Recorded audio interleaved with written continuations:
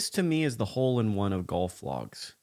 I got to play St. Andrews Old Course, a very, very special place. By the way, how does my Port Stewart little pullover look? I think it looks very fashionable. I think it makes me look like a great young man. So let me know in the comments. This is the St. Andrews Old Course, Lukie at the Links vlog, a very special thing I got to do. Shout out to the RNA. And because not a lot of people would click on a Jubilee video, I don't think, you get a twofer at the end. You get a little special treat in which you get to the Jubilee Course at the very end of this.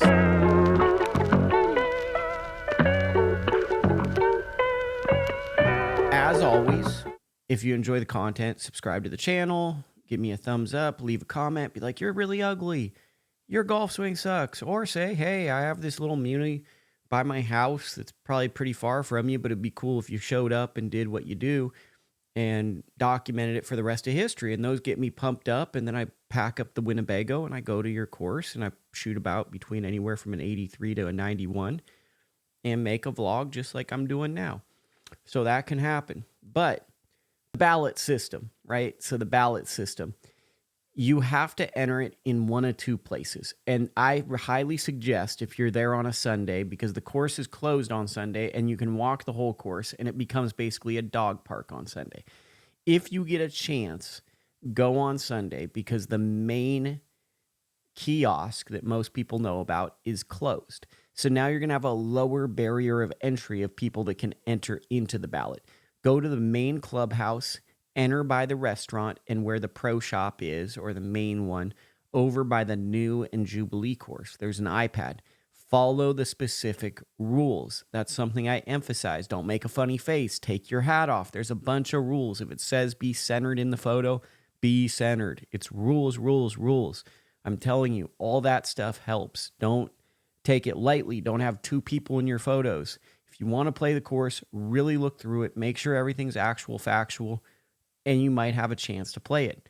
I won the lottery, which made it even more special in a way, because I was fine not playing the old course, although the more I was in Scotland, the more it was a little bit of a letdown, as I was like, man, I just want to kind of get it out the way, and that's why I compare it to a hole-in-one.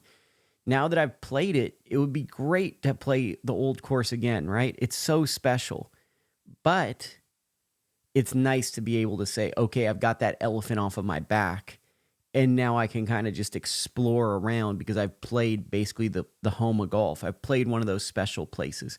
And when playing this course, I think that you need to understand, if you can play this course, it's a take my money now course. There's certain courses like that. Pinehurst number 2 is like that for me. Old Course is like that. Pretty much Pebble. If I get the opportunity to get a tee sheet time, it's like take my money now. I'll just play it. Royal Troon is up there, which you'll see next week. There's certain courses where if you can get on the course, you have to expect, like, okay, I'm going to pay a lot, but this friggin' rules. And I think the thing about the old course, and it's been documented by people who've gotten better access and drones and better players, but really what you have to understand is a golf course in the modern era would not be built like this.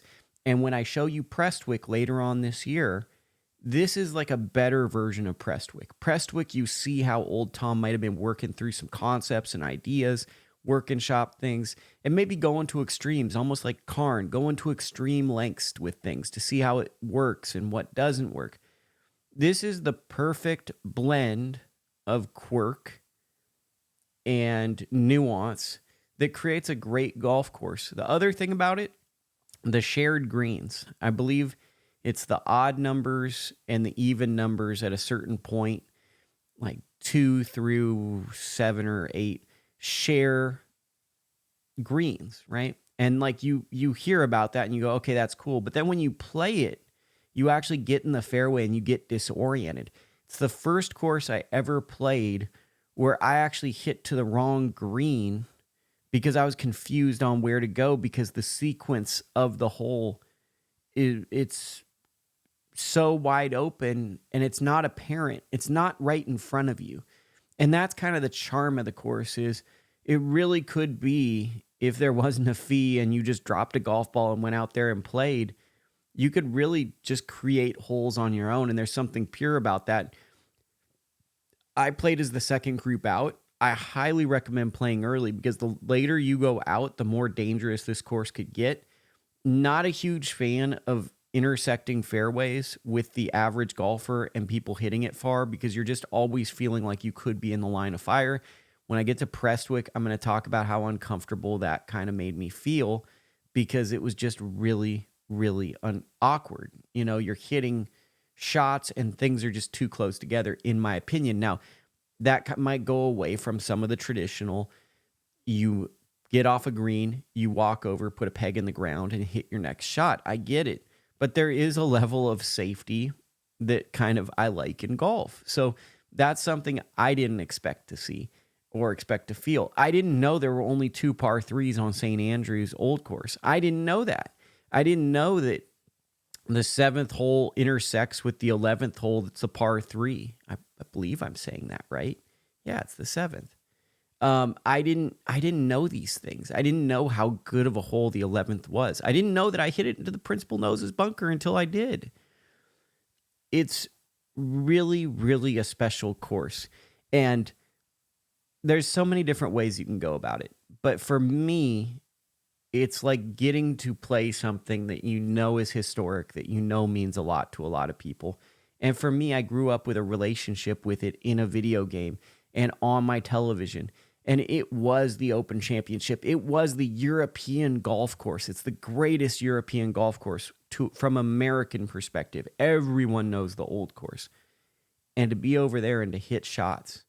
And what was really, really neat for me was when I had surgery, which I don't know if I talked about on this channel, but I had surgery for something I guess I won't talk about what the surgery was about. When they put me under, I dreamed of playing the road hole, number 17, hitting it over the hotel, and to hit that shot, and then to have a guy follow me like it was a gallery, walk up, catch a kind of like a swipey fade 6-iron, leave it in the front, and then to understand just how narrow that area is and have to play to the middle of the green because I didn't want to chip into a bunker and I didn't want to hit to the road, to really not be able to be aggressive. It's a neat experience that I hope everyone gets to have. And for me, parring the 1st and the 18th hole, these 2 iconic holes, to get pars on those holes really felt great. To get a birdie on one of the holes, hole 7, heck yeah, that feels awesome. Now, one thing that might surprise you is the greens aren't that fast. They're actually slow, in my opinion, based on what I've played. A lot of courses in Scotland, the greens are slow. But St. Andrews Old Course is slower greens than I would have expected. And I think that's because the wind typically is whipping and you don't want to dry the course out because of playability, etc. But it's not the fastest on the greens, but then it's the firmest I've ever played in terms of fairway conditions. You could play this course probably with just 4 golf balls, and that's the genius of it because it's very wide open. But I'd take some nice golf balls that you go to your local golf store or sporting store and really enjoy yourself if you can get on this tee time, because even if you don't love golf, but you have a deep passion for it, if you can get on the Old Course, you just got to do it. This is one of those places where I feel it enriches your golf experience by knowing it. And then the quirkiness of the routing where it just kind of weaves all around and it's kind of sporadic and it's a feel-like thing. It almost feels like a Jack Kerouac golf course, just vibing, giving you some stream of consciousness thoughts. So let's go into this vlog right now, and then I'll circle back. So I'm going off of this as more of a photo album. This is my favorite hole in all of golf, 17. When you get your tee time, they ask you if you want your photo. Your photo consists of a photo with the R and the A in the background, which I didn't know was happening, but look at the smile on my face. I am overjoyed to get this photo. Now, this is going to be more of a memory sharing of this, and it's not going to be like a Golf Digest. Let me show you every hole with a bunch of great insights. It's going to be like an average guy giving you kind of thoughts. Look at how flat the course is, and then look at some of these bumps and hips and undulations. Very scoreable if you can keep the ball close to the pin. It's definitely an approach shot golf course. But I mean, the big thing, people had talked about Kiowa Island being flat. This, I believe, is number 7 that has the intersecting bunker that goes from the fairway, but also plays a part of the par 3 11th that comes back. But the big thing to me, and maybe it was I was playing courses that had a lot of undulation and elevation and hips and dips. This course is very flat. And at times you can even get disoriented because of the shared flags and the shared greens. You can lose sight of where you're at. And I didn't know how close to the water St. Andrews was. So for me, this was also another nuanced take was there was a whole part of this golf course outside of 117 and 18 that I didn't know all that well. This gives you perspective of the par 3 and the hole next to it and how close the tees were. Here you go, looking at a big old bunker. Don't remember what bunker that is. And once again, here's more perspective on the fairways. They're very, I wouldn't say easy, but you can hit these fairways. But at the same time, there's very punishing bunkers strategically placed. This might be one of the greatest moments in my life, was I've waited a long time just to hit my slice over this, and I did it. And that just feels good when it's mission accomplished. And then here's some of the road hole. I guess I didn't take a photo of the road hole because I was so enamored with just being present. And sometimes as a vlogger, I've fallen back from vlogging because I want to be present at certain courses. St. Andrews, I didn't want to vlog. I wanted to experience it. And I really, really emphasize that. So when you go out here, and I actually had a good round. I think I broke 80 if I look at my scorecard. But just experience it because you're going to love it. Look at the smile on my face. So after this round, I did the savage thing. I went up and I played Jubilee. I didn't play it all that well. I jumped on it like in the 5th or 6th hole. And I'm going to show you some of the holes of Jubilee. And now, sadly, some people are probably jumping to this because they didn't get on the old course and they want to see the Jubilee course.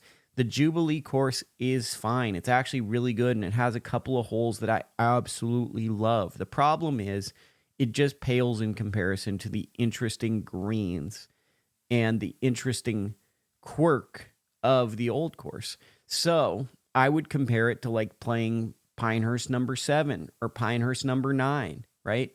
These are very good courses. Pinehurst number 5. They're really, really good golf courses. And if they weren't in the Pinehurst properties, you probably would really, really like them. But instead, because they are at Pinehurst, you probably don't like them as much as you should. So here's my Jubilee vlog. Shout out to the staff at St. Andrews for really helping me here because they just took me to the group that I was supposed to be playing with. They took me in a buggy. I'm not going to say a cart, it's a buggy. And they just gave me this experience through the course, which I had never experienced.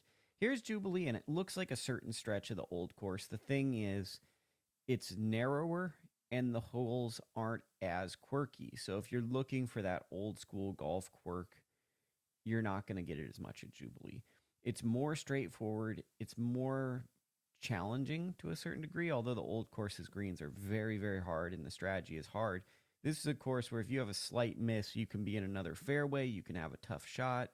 It is a match play course, one could say. It's also an old man course, one could say. It has more dunes running through it, and possibly you could say a more interesting piece of property. But the way the routing of the old course is just infinitely makes it better. But if you were to play this and remove that you didn't play the old course, I think you'd be very, very happy. And the 15th hole is one of my favorite holes I played on the trip.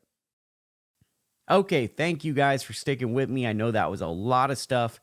I was ecstatic to be able to make this video and show it to you. I hope it turned out okay. I hope you enjoyed it. I'm going to fly back to America next week and play Bayonet, a golf course in Seaside, California that I quite like. And I'm going to give you my thoughts and observations and maybe even a story with that one. And then I'm going to head back to Scotland to play a couple of golf courses that maybe you've heard of. This is Lukie. I'm at the links. Subscribe to the channel. Let me know what you'd like in the future. And maybe I can knock off some of these top American courses this year. Should I go to Whistling Straits? Should I go to Chambers Bay? Should I go to Shadow Creek? Where should I spend my money at? You, the customer, you, the consumer, you, the viewer. Tell me, please.